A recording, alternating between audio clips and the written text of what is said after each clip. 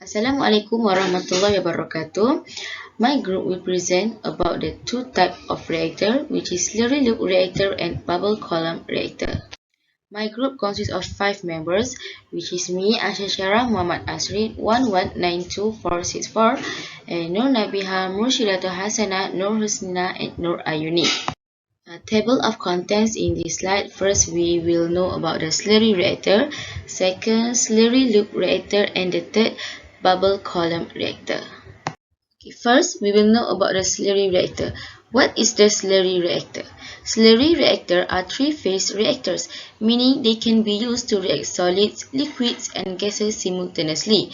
They usually consist of a catalyst suspended in a liquid through which a gas is bubbled. They can operate in either semi-batch or continuous mode. How does slurry reactor work? A slurry reactor contains the catalyst in a powder or granular form. This reactor is typically used when one reactant is a gas and the other a liquid while the catalyst is a solid. The reactant gas is put through the liquid and dissolved. It then diffuses onto the catalyst surface. Slurry reactor have 4 types of reactor. The first one, slurry loop reactor, bubble column reactor, Fischer-Tropsch reactor, and the last one, slurry batch reactor. But in this video, we only focus on only 2 reactors, which is slurry loop reactor and bubble column reactor. Next, we continue about the slurry loop reactor. Okay, why we call it loop reactor? We can see the shape of the reactor is in a loop. A loop reactor is a continuous steel tube or pipe which connects the outlet of a circulation pump to its inlet. Reactants are fed into the loop where the reaction occurs and the product is withdrawn from the loop. The concept of the slurry loop reactor is divided into 3 parts. The first one, particle dispersion, axial pump, and mixing pattern.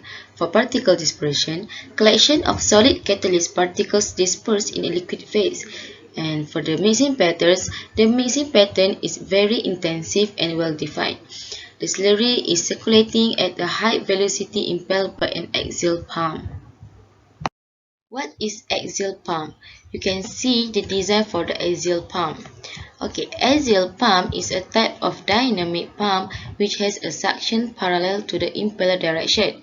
An axial flow pump does not change the flow direction in the fluid. In this pump, the fluid enters and exits the pump in the parallel direction to the impeller. It has an impeller inside the pipe. This pipe has 3 to 4 blades that are installed on the impeller. The pump blades designed in such a way that the pump discharges the water axially in the parallel direction to the impeller, not perpendicular. The parallel alignment of the impeller blades creates a very low pressure when pumping water. These pumps used for high flow rate and low pressure application. For more details, you can watch this video. Axial pumps move fluid in a straight line. Most axial pumps are located at an elbow in the piping system. A drive shaft extends into the process flow with a propeller attached to the end. When the propeller turns, the blades pull the fluid down the shaft line.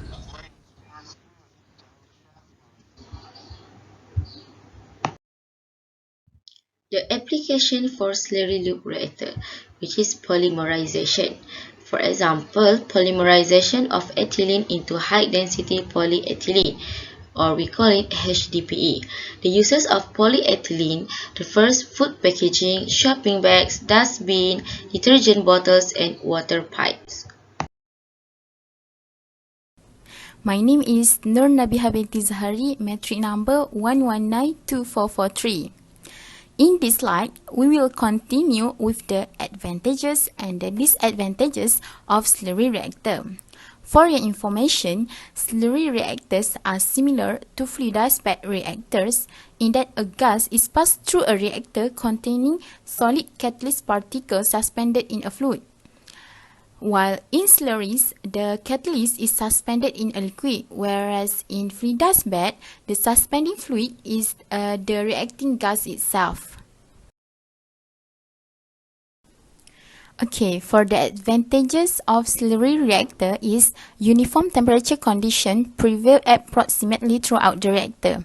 So, the heat recovery and transfer can readily be achieved in the reactor. For the next advantages is very efficient heat exchange. It has very efficient heat exchange because in the slurry reactor, there is heat exchanger that will remove the heat that are formed. And for the third advantages, a high heat capacity to provide good temperature control for highly exothermic reaction. Temperature control is relatively simple due to the large amount of liquid present and the possibility to install coolers inside the reactor. It means that the large amount of liquid in the reactor can act as coolers to stabilize the temperature. Another advantage is simple construction and its operation. The operation is in batch or flow mode, so it is easy to operate. And the last advantages is easy replacement of catalyst in case of its deactivation. So it can easily replace the catalyst if the catalyst is deactivated. Next, we will go through for the disadvantages of slurry reactor. So the first disadvantages is the attrition and loss of catalyst, the difficulty in retaining the catalyst in the vessel. So it is difficult for the catalyst to always stay in the vessel of the slurry reactor and the attrition of catalyst occur in it. Next, for the second disadvantages is high power consumption for agitation to keep the catalyst in suspension and to enhance heat transfer. It means that high power consumption in slurry reactor has been used for the agitation and to enhance heat transfer. And another disadvantage is low conversion for a given size because of essentially complete back mixing. And finally, it is a high-cost reactor. It is because the maintenance of the slurry reactor is high and need extensive investment for it. So for the next slide, my friend will continue with another type of reactor. So stay watching. My name is Mursyidatul Hasanah binti Saleh, 1192471. I will continue about bubble column reactor. First and foremost, in the bubble column reactor, the air or gas is introduced at the base of the column through perforated pipe or plates or metal microporous sphager. There are three types of gas distributor. Two of them I have mentioned it earlier, which is metal microporous sphager and perforated pipe or plates. And the third one is the ring type. Therefore, to put it simply, bubble column reactor are devices in which gas in the form of bubbles come in contact with liquid. The purpose is to mix the liquid phase which the substances are transferred from one phase to the other. Next, second point is the vessel used for bubble column reactor is usually cylindrical with an aspect large in diameter and large in height. Why we need large height and diameter? The use of large diameter reactors is desired because much gas throughput are involved. Higher reactors are required to obtain large conversion level. That is why the bubble column reactor used in the industry is large in height as they want to generate more product in a large scale. Next point is bubble column reactors are intensively utilized as multi-phase reactors in chemical, petrochemicals, biochemicals, and metallurgical industry. It is multi-phase reactor, so it can work in 2 phases and 3 phases. 2 phases is in liquid or gas, while 3 phases is in liquid or gas or particles. Next point is the application of bubble column reactor. This reactor is used especially in chemical, process involving reaction such as oxidation, chlorination, alkylation, polymerization, and hydrogenation. It is also used in the manufacture of synthetic fuel by gas conversion processes, and also in biochemical process such as fermentation and biological wastewater treatment. So, now let's move on to the theory of bubble column reactor. First, gas is parked at the bottom of liquid pool contained by the column. You can see here, the gas phase is dispersed into liquid phase. The gas stream then were infused in the form of small bubbles in the patch tank. Second point is the net liquid flow may be co-current or counter-current to the gas flow direction or may be zero. You can refer to the diagram provided to understand more about co-current and counter-current flow. To put it simple, co-current means liquid and gas flow in the same direction, while counter-current means liquid and gas flow in an opposite direction. The flow rate of the air or gas influence the performance factors such as oxygen transfer, mixing, and etc. No coalescence form if the bubble is dispersed uniformly. So the bubble size is consistent and small, therefore all the bubble rise at the same velocity. Lastly, spuggers like porous plate generate uniform sized bubbles and distribute the gas uniformly at the bottom of the liquid pool. That is the function of spuggers in bubble column reactor. You can see at the diagram what spuggers look like. It is located at the bottom of the column. Next is the working principle of bubble column reactor. As you can see in slide, this is label diagram of bubble column reactor. So let's go through one by one. Firstly, the liquid flows in from the bottom pipe attached to the reactor and flows out of the vessel through the upper pipe attached. As you can see the arrows labeled, the liquid flows in here and flows out here. Secondly, the gas flows in from the bottom gas distributor and flows out through the pipe attached at the top of the vessel. Just observe the arrow to understand more. Thirdly, the disparate component labeled heat carrying agent act as electric heater. It is installed to maintain constant temperature. Heat carrying agent is used to adjust the temperature of the column whether you need the exothermic reaction or endothermic reaction. And lastly, bubbles sparked from spugger were formed in the reactor.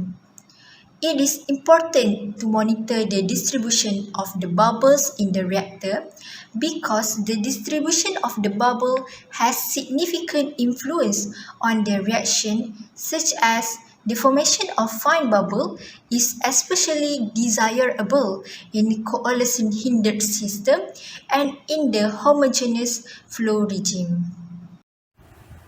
My name is Nur Husnina binti Muhammad Nizan and my metric number is 1192469. Now, we will continue with types of flow regime. So, different types of flow regime in the bubble column will have different hydrodynamic characteristics.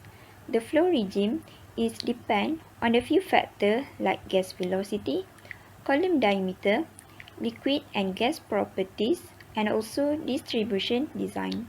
So there are three types of bubble flow regime. The first one is homogeneous bubble flow, or it can also be called as bubbly flow regime. It can be obtained at low superficial gas velocities, and the bubble will have uniform small sizes and also uniform rise velocities. Practically, there is no bubble coalescence or breakup in this type of column. The second one, we have heterogeneous flow regime. This regime is maintained at high superficial gas velocities, and it will have unsteady flow patterns and large bubbles with short residence time. It frequently observed in industrial size with large diameter columns. And in this type of column, the bubble coalescence and breakup cause a wide bubble size distribution is attained. And the last one, we have slug flow. It has been only observed in small diameter laboratory columns at high gas flow rates. It takes its name from the formation of bubble slugs when larger bubbles are stabilized by the column wall. Now we will continue with types of bubble column. So a few types of bubble column have been introduced for particular requirement of different process in industry. It can help to minimize or overcome the bigger bubble size distribution problem, so we can have a better mass transfer in the column. So there are 4 types of bubble column, and the first one is cascade bubble column. It consists of trees that contain holes that allow the bubble to flow through and rearrange the gas distribution in the column. And the second one, we have packed bubble column. So in this column, it will be packed to avoid back mixing of gas and liquid phase. So the back mixing of gas and liquid phase can be reduced with the installation of packing, and it also reduces the non-uniform distribution of bubble gas in the column. The third one, we have bubble column with static mixer. It can provide homogeneous bubble flow, and the mixer is used to break the bubble and reduce the bubble coalescing in our column. And the last one, we have multi-layer bubble column. So in this column, we will have a rod. So this rod will be used to break the bubble when the size is getting bigger. It can also prevent bulk circulation in the column and produce uniform bubble distribution. Okay, next we are still focusing on bubble column reactor, but in terms of its advantages and disadvantages. Before that, let me introduce myself. My name is Nur Ayuni, matric number 1192457. Okay, bubble column reactor have a very wide application area because it offers several advantages in design and operation compared to the other types of reactor.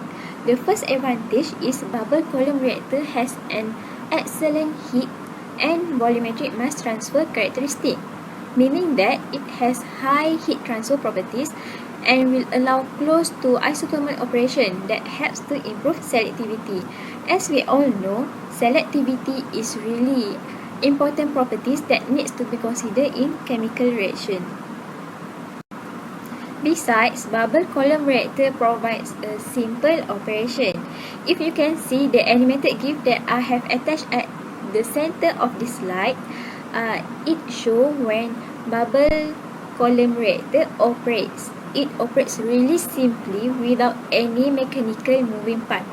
So, this means by bubble column reactor provide a simple operation. Next, bubble column reactor offer a little maintenance and low operating cost. It is due to its design that lack of moving part and compactness. The next advantages that bubble column reactor provide is online catalyst addition and withdrawal ability, which means in bubble column reactor it is really convenient to add and remove the catalyst. Finally, we have arrived at the very last part in this presentation, which is the disadvantages of bubble column reactor. Okay, the first disadvantages of bubble column reactor is it gives considerable degree of back mixing in both the liquid and the gas phase. So what is back mixing? Back mixing is the tendency of reacted chemicals to intermingle with unreacted feed in reactor. This may result in lower conversion and unfavorable selectivity. The next disadvantages is bubble column reactor has higher pressure drop due to a packed column. A packed column is a hollow tube that filled with a packing material. Next, the third disadvantages of bubble column reactor is Limitation on catalyst size and loading. It will affect on bubble dynamic and liquid circulation profile. And last but not least, bubble column reactor are really difficult to scale up. It is due to complex interaction between the phases and the flow pattern. Then that's all from us. All the best. Make 'em whistle like a missile. Bomb, bomb.